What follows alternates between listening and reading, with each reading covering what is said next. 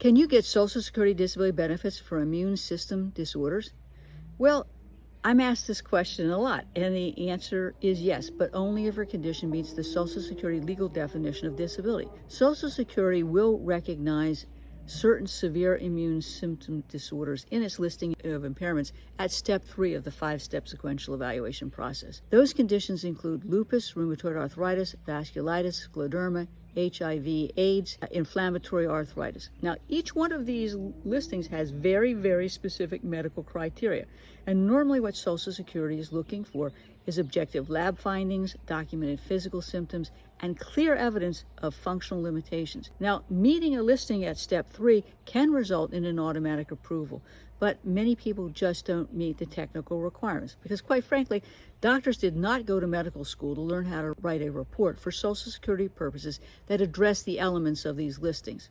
Now, that doesn't mean you're out of luck. Even if you don't meet a specific listing, you can still qualify for benefits. Social Security will consider whether your immune system condition has lasted or is expected to last at least 12 months and prevents you from performing full-time competitive work. So, this is where, in my view, claims are won and lost.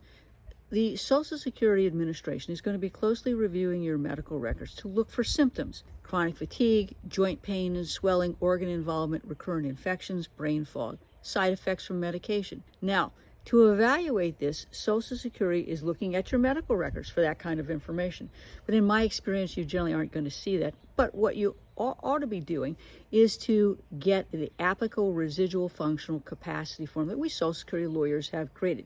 Just one of the many reasons why you should have a Social Security attorney. Now, the RFC form is going to allow your doctor to explain potentially how you meet a listing, or alternatively, what your limits are in terms of sitting, standing, walking, lifting, using your hands, concentrating, maintaining attendance and pace, and maintaining your ability to do your activities of daily living, much less activities of work.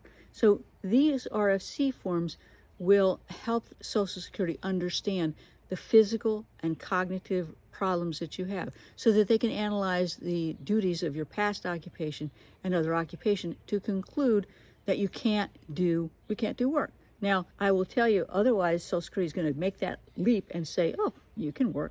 So the bottom line is that immune disorders can qualify for Social Security benefits, but these cases are rarely approved based on diagnosis alone.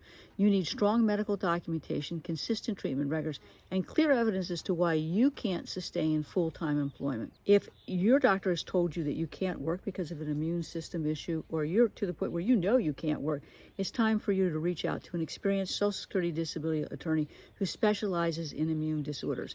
Call us today at 727-894-3188 or visit caveylaw.com.